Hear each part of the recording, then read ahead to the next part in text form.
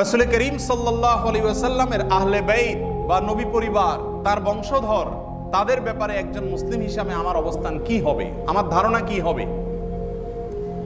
রাসূল করিম সাল্লাল্লাহু আলাইহি ওয়াসাল্লাম সুস্পষ্ট দিক এবং নির্দেশনা দিয়ে গেছেন। বিভিন্ন হাদিস থেকে আমরা নির্দেশনা পাই। সন্দেহাতীতভাবে রাসূল করিম সাল্লাল্লাহু আলাইহি ওয়াসাল্লামের পরিবারের সদস্য, তার বংশধর এবং তার ওয়ারিস যারা আছেন, তার আহলে বাইত যারা আছেন, তাদের প্রতি আমাদের এক্সট্রা একটা দায়িত্ব এবং কর্তব্য আছে। রাসূলের প্রতি ভালোবাসার টানেই তাদের প্রতি ভালোবাসা আমাদের ওয়াজিব, আমাদের উপরে আবশ্যক। অথচ এই বিষয়ে আলোচনা খুব একটা হয় না। নবী পরিবারের প্রতি আমাদের করণীয় কি, সে বিষয়ে আলোচনা হয় না।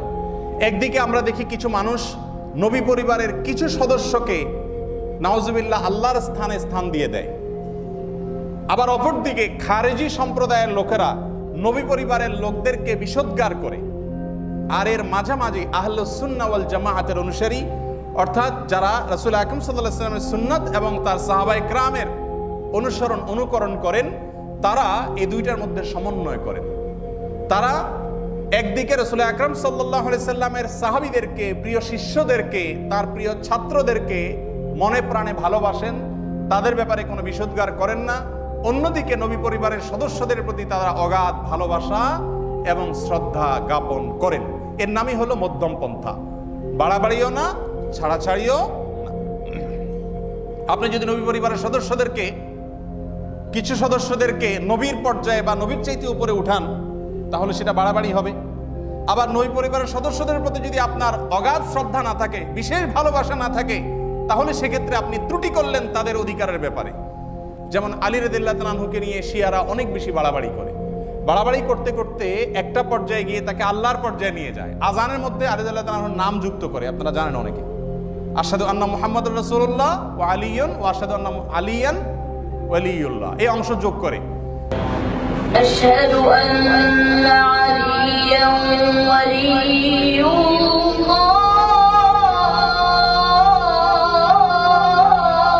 তো এই যে বাড়াবাড়ি, রাসূল আকরাম সাল্লাল্লাহু আলাইহি ওয়াসাল্লামের পর্যায়ে নিয়ে যাওয়া অথবা আল্লাহর পর্যায়ে নিয়ে যাওয়া, আমাদের দেশে অনেক সময় দেখবেন আপনারা ইয়া আলী মদদ বলা হয়।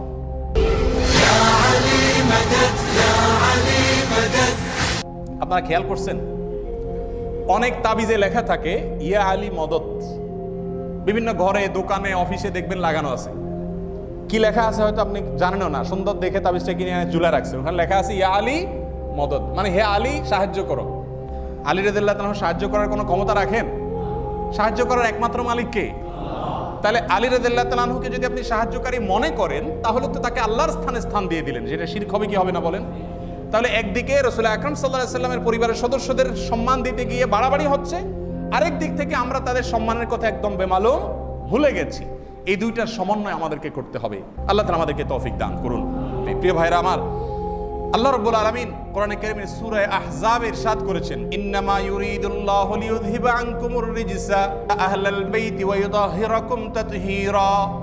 যার অর্থ হলো, হে আহলে বাইতের সদস্যরা, হে নবীর পত্নীগণ, স্ত্রীগণ, আল্লাহ রাব্বুল আলামিন তোমাদেরকে পরিচ্ছন্ন রাখতে চান, করতে চান, তোমাদেরকে পবিত্র রাখতে চান, করতে চান আল্লাহ তাআলা।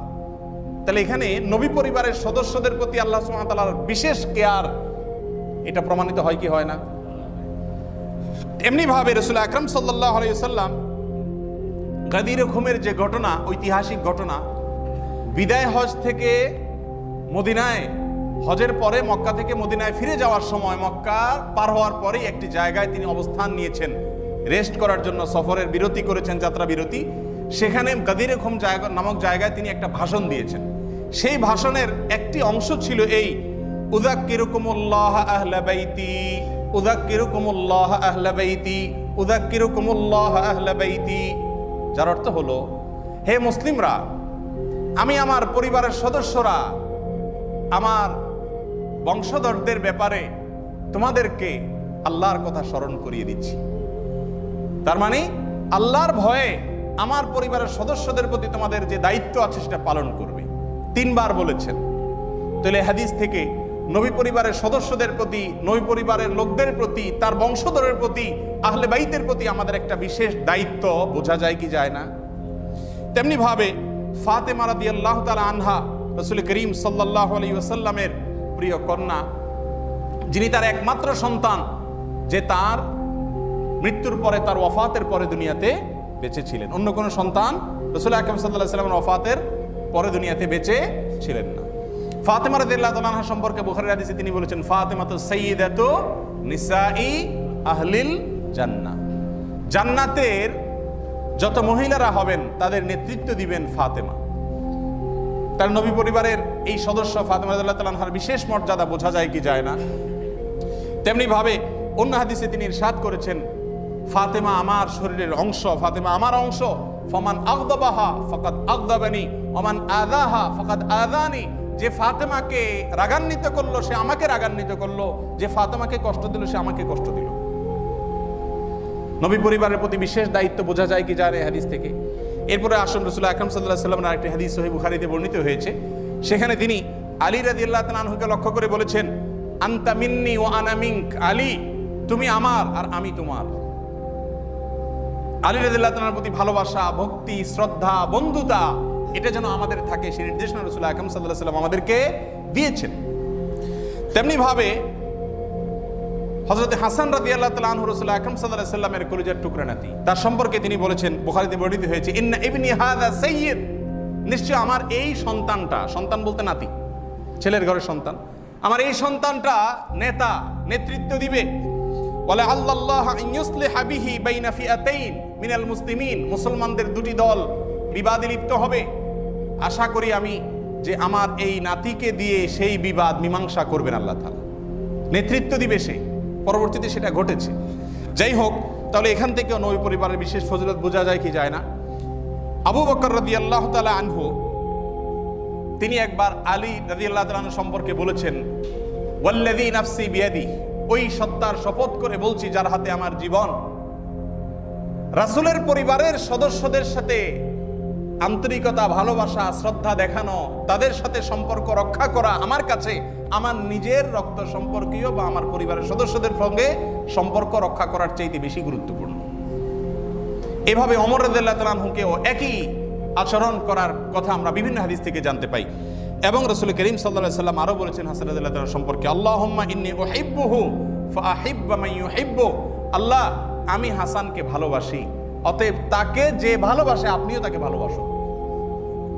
এই সমস্ত হাদিসগুলোকে সামনে রাখলে নবী পরিবারের সদস্যরা, আহলে বাইতদের প্রতি যে আমাদের বিশেষ দায়িত্ব আছে, কর্তব্য আছে, সেটা বোঝা যায় কি যায় না? সেটা আমাদেরকে পালন করতে হবে। আল্লাহ আমাদেরকে তৌফিক দান করুন। কি দায়িত্ব আছে, কি কর্তব্য আছে, আমরা যদি সংক্ষেপে একটা একটা করে বলি। 1 নম্বরের দায়িত্ব হলো তাদেরকে বিশেষভাবে ভালোবাসতে হবে রাসূলের খাতিরে, যেহেতু তারা রাসূলের পরিবারের সদস্য, তাদের প্রতি আমাদের বিশেষ কি থাকতে হবে? ভালোবাসা থাকতে হবে। আহলে বাইত বলতে যাদেরকে বুঝায় তারা হলেন রাসূল আকরাম সাল্লাল্লাহু আলাইহি ওয়াসাল্লামের বংশের লোকেরা, বনু হাশেম। আবার সেই সাথে রাসূল আকরাম সাল্লাল্লাহু আলাইহি ওয়াসাল্লামের স্ত্রীগণ, তারাও কিন্তু আহলে বাইতের অংশ, যেমন সূরা মায়দাতে আল্লাহ রাব্বুল আলামিন বলেছেন। তেমনি ভাবে রাসূল আকরাম সাল্লাল্লাহু আলাইহি ওয়াসাল্লামের কন্যা ফাতেমা রাদিয়াল্লাহু তাআলা আনহার বংশধর হিসেবে পৃথিবীতে যারা আসছেন হাসান রাদিয়াল্লাহু মাধ্যমে, তারা সবাই রাসূল আকরাম সাল্লাল্লাহু আলাইহি ওয়াসাল্লামের বংশধর এবং আহলে বাইতের অন্তর্ভুক্ত। এদের সবার প্রতি আমাদের প্রথম করণীয় হলো তাদেরকে অন্তঃস্থল থেকে বিশেষভাবে ভালোবাসতে হবে। ভালোবাসা তো পরের কথা, আগে তো জানতে হবে যে তাদের প্রতি বিশেষ দায়িত্ব আছে, একটা টান, একটা আকর্ষণ থাকতে হবে, বিশেষ ভালোবাসা থাকতে হবে। সাধারণ সাহাবী যারা, তারা সাহাবী, কিন্তু যারা নবী পরিবারের সদস্য তারা সাহাবী প্লাস নবী পরিবারের সদস্য, ঠিক ঠিক না? অতএব তাদের প্রতি অগাধ ভালোবাসা থাকতে হবে। আল্লাহ তাআলা আমাদের অন্তরে তাদের প্রতি ভালোবাসা সৃষ্টি করে দিন। দ্বিতীয়ত, তাদের প্রতি আমাদের করণীয় হলো তাদেরকে সম্মান করা, শ্রদ্ধা করা, সহযোগিতা করা।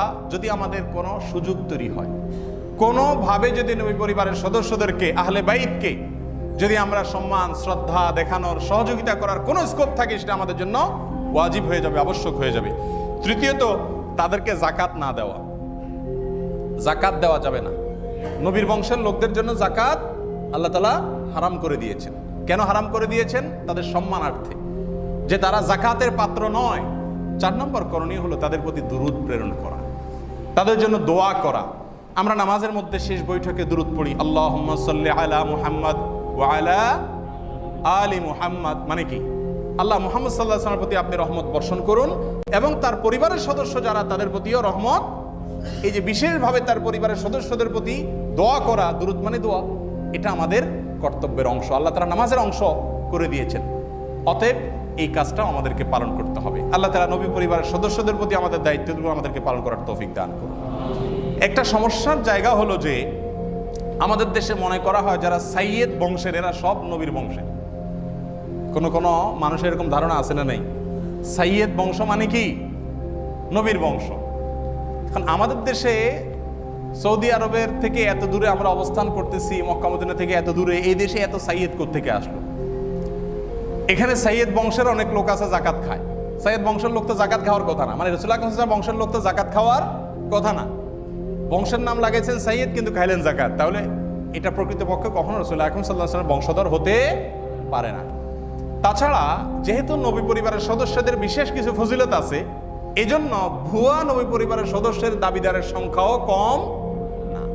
বিশেষ করে শিয়াদের তো ঘরে ঘরে নবী পরিবারের সদস্য তাদের, তারা মনে করে যে অমুক নবী পরিবারের সদস্য, তমুক নবী পরিবারের সদস্য। দেখুন, নবী পরিবারের সদস্য এটা দাবি করলেই হবে না, বংশ পরম্পরা দ্বারা সেটা কি হতে হবে? প্রমাণিত হতে হবে।